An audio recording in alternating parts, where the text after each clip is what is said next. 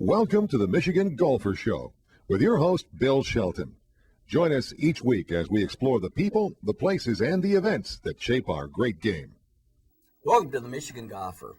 For the last several editions of the Michigan Golfer, we've been talking about the history of the Ryder Cup, and today we focus on the decade of the 90s and indeed see the competition become stronger and stronger, and perhaps by the 99 Ryder Cup reach a point that was really further than expected.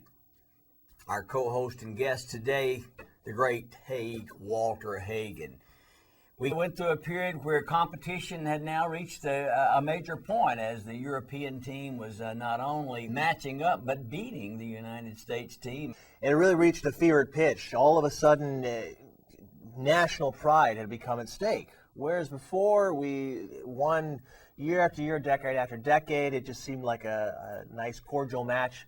Suddenly, this was war. The United States had not had the Ryder Cup since 1985.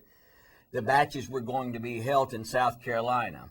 Pete Dye, the noted architect of golf courses, was selected to build a course specifically for the Ryder Cup. It's called the Ocean Course at Kiowa Island. We go on and we actually end up barely winning on a U.S. course that really probably favored the European team because of the element of the wind and the weather. But when you come right down to it, there was an unfortunate, really, putt by one of the European players that decided the match. Yes, Bernard Langer. He had a putt. If he would have made it, he had about 45 feet to go for birdie. Putted, got to within 6 feet. Now, if he could have won the match, it would have been a 14-14 tie. Europe would have kept the cup. So all he had was a 6-foot putt. Very makeable. But all of a sudden, the game had changed. All of a sudden, you have millions of people watching on television. Thousands of Americans all around you.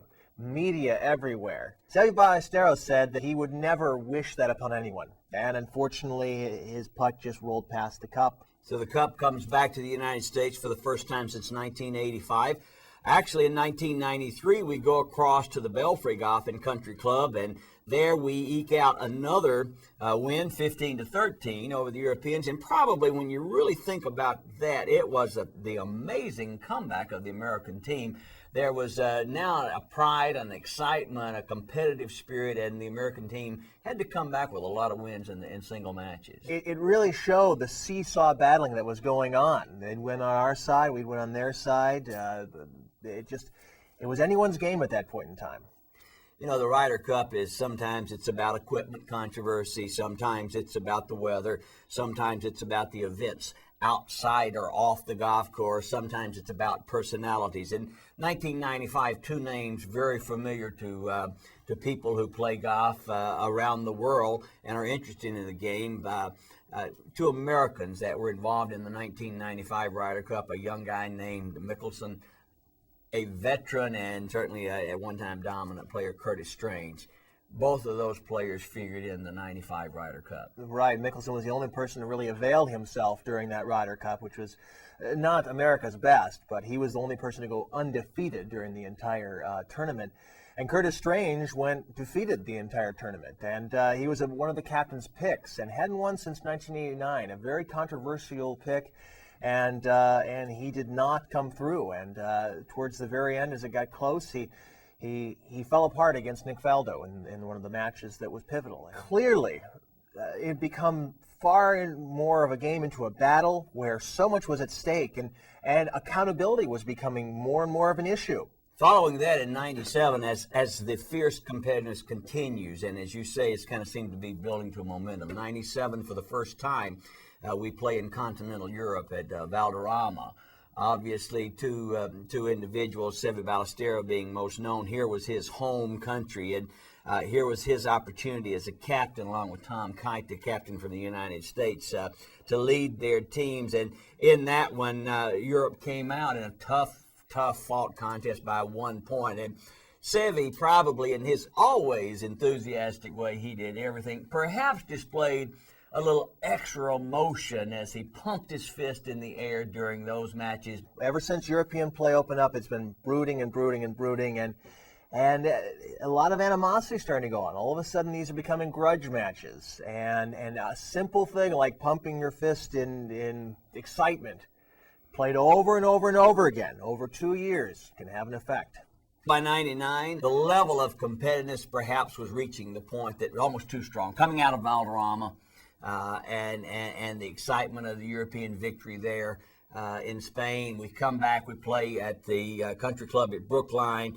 The United States is captained by Ben Crenshaw, Mark James out of Europe, and in that particular match, the Ryder Cup team for the U.S. is down significantly, and they make this charge to win the last 8.5 out of 12 points.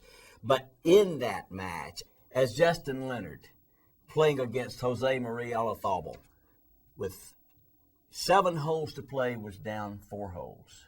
What a comeback. And then on that last hole, he made the putt to square the match and to ensure that the United States was going to win. The press, both in the United States and Europe, wrote about where the matches had gotten to. It had gone too far. The exuberance showed by the American team, it was essentially rubbing the Europeans' nose in it. It was far too much national pride at stake, and it had gone too far. It had taken it away from being a match played between professionals to being a schoolyard brawl. We won that time, but at what cost? It was really very devastating to see those images of Americans being bad sports. Well, you know, Walter, I think the great thing about golf, as certainly you have been a part of it for a very, very long time, is that it is a great game and great people play it. And while 99 was not a time that people really felt as good about the Ryder Cup, as we came back in 2002 in the matches there, Sam Torrance leading his, Curtis Strange leading the U.S. team, even though the European team won, there was a great attitude by both groups. Now, in fairness, Sam Torrance, as captain of the European team, was credited basically for how he put the matches together from his side that brought about the victory. Absolutely. He put in his best players in the last day in front. So by the time our best players of Mickelson and Woods came up to bat, the game had already been decided. When we created this in 1927, Sam Ryder and I helped him with it, it was about people from across the pond getting together and having a good game of golf. In 2002, this match got it back to what it was. It really brought it full circle. Walter, we've enjoyed you being here and covering the history of the Ryder Cup in the series here on the Michigan Golfer.